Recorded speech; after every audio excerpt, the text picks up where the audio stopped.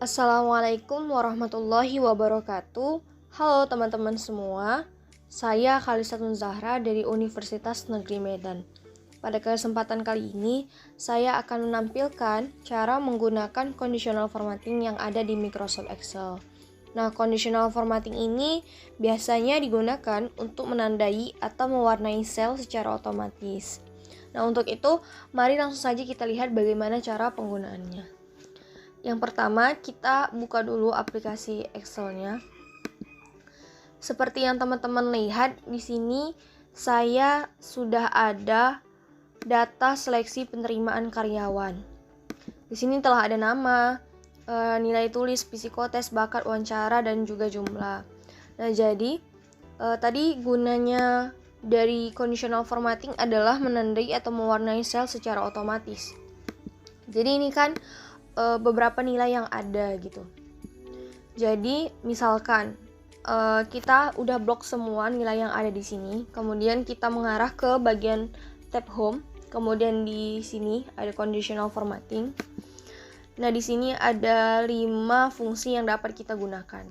Nah, untuk yang pertama itu ada highlight cells rows. Nah, di sini jika kita udah blok semua nilai yang ada, jika kita klik di sini ada greater than, less than, between, equal to, text then contains a occurring duplicate values.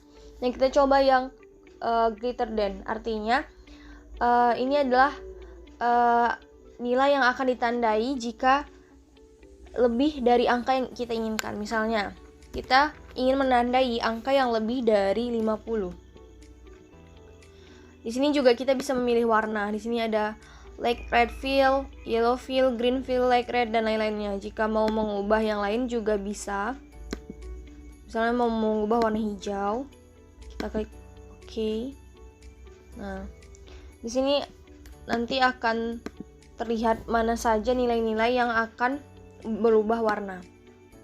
Kita ulangi ya, kita ubah lagi warnanya karena yang ini kurang nampak. Misalnya kita ingin tadi di atas 50 ya. Warnanya kita ubah menjadi green fill. Nih. Maka dia akan menandai nilai-nilai yang lebih dari angka 50 atau nilai yang di atas 50. Oke. Kemudian kita blok lagi untuk fungsi yang berikutnya. Di sini ada less than. Nah, misalnya ini akan menandai angka yang berada pada angka yang kita sebutkan di sini. Misalnya kita ingin menandai angka yang di bawah 70. Oke. Nah, maka angka yang berada di 70 akan ditandai dengan warna merah. Oke, kita lanjut kepada fungsi berikutnya, itu ada di top or bottom rows. Nah, ini top or bottom rows ini merupakan angka yang akan ditandai misalnya jika jumlahnya tertinggi 10 atau terbawah 10 gitu. Tapi 10 ini bisa kita tukar juga nanti. Caranya yang pertama kita blok saja yang jumlah. Misalnya nih kita ingin mencari nilai tertinggi dari 10 orang ini. Jadi kita klik aja nih top 10 items. Kemudian kalau kita mau cari 3 yang tertinggi, kita ubah aja jadi 3. Kemudian ini juga kita bisa ubah warnanya. Oke. Nah gitu. Jadi ini kenapa ada 4? Karena yang nilai 290 itu ada 2 gitu. Kemudian kita coba lagi ya.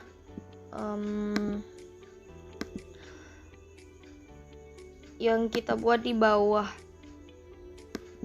Misalnya 5 terbawah, nilai 5 terbawah. Nah, jika ini 5 nilai terbawah ini akan tampil ada 5 nilai yang berada di bawah, yang berada paling bawah. Kemudian untuk fungsi selanjutnya itu ada data bars. Jadi kita blok dulu nih semua nilai yang ada. Nah, fungsi data bars ini dia akan menunjukkan nilai-nilai ini dengan barsnya gitu, dengan batas-batasannya. Jadi teman-teman bisa lihat kalau misalnya 81 dia barsnya sampai segini. Kalau misalnya 46 segini. Dia akan lebih, jadi jika rendah akan barsnya akan sedikit gitu. Seperti ini kan 93 itu barsnya hampir penuh, sedangkan 46 setengah gitu. Jadi di sini kita juga bisa milih warnanya, mau warna apa. Warna biru, hijau, dan lainnya. Nah, oke, kita masuk yang ke fungsi yang keempat. Kita blok lagi bagian nilai. Kemudian di color scales. Nah, color scale ini sebenarnya sama kayak data bars, cuman yang menandakannya itu dia perubahan warna. Misalnya, kita pilih yang ini ya. Nah, nilai yang hijau, semakin hijau dia semakin tinggi berarti, sedangkan yang semakin rendah dia akan berubah warna jadi oranye atau kuning. Tapi ini bisa kita tukar ya warnanya. Misalnya kita blok lagi, kemudian color scales, more rules. Nah, jika kita ini lowest value, berarti nilai yang terendah, kita mau buat warna apa jadinya? Misalnya kita mau buat warna kuning. Sedangkan yang tunggu ya. Kita misalnya mau yang nilai terendah itu jadi warna orange, sedangkan yang tertinggi itu jadi warna kuning. Nah, jadi akan terlihat nih, semakin kuning dia akan tinggi, sedangkan yang rendah itu akan menjadi warna orange kepudar-pudaran. Nah, kemudian kita lanjut ya kepada fungsi selanjutnya.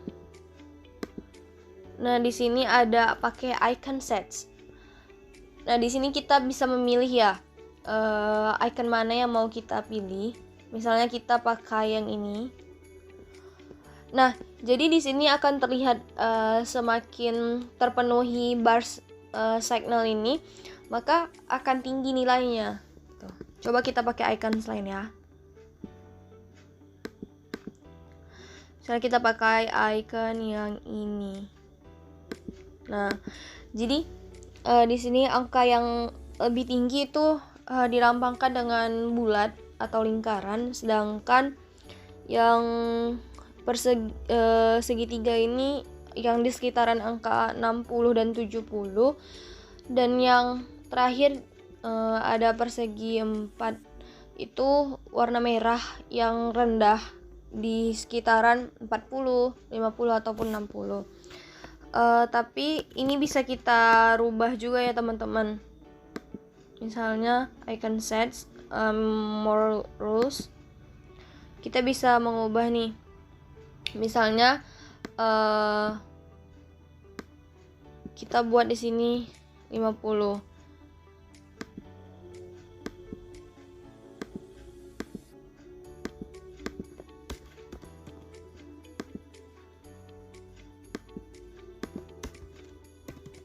Kita ubah jadi 90 ya, 90. Yang warna hijau itu nanti jadi 90 dan di sini 50.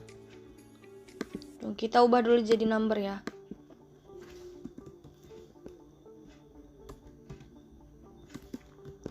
Di sini kita bisa ubah juga icon siapa yang kita inginkan. Oke, jadi di sini nanti when value is 90 maka dia akan warna hijau. Kemudian when di bawah under 90 dia akan segitiga, dan ketika dia di bawah 50 itu akan persegi 4. Klik OK.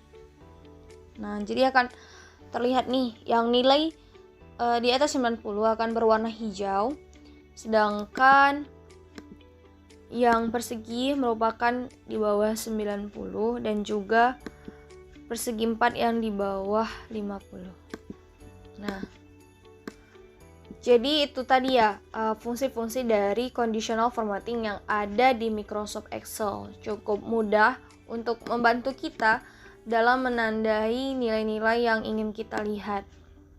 Mungkin hanya sekian tutorial cara penggunaan conditional formatting yang ada di Microsoft Excel. Semoga bermanfaat bagi teman-teman. Saya akhiri. Assalamualaikum warahmatullahi wabarakatuh.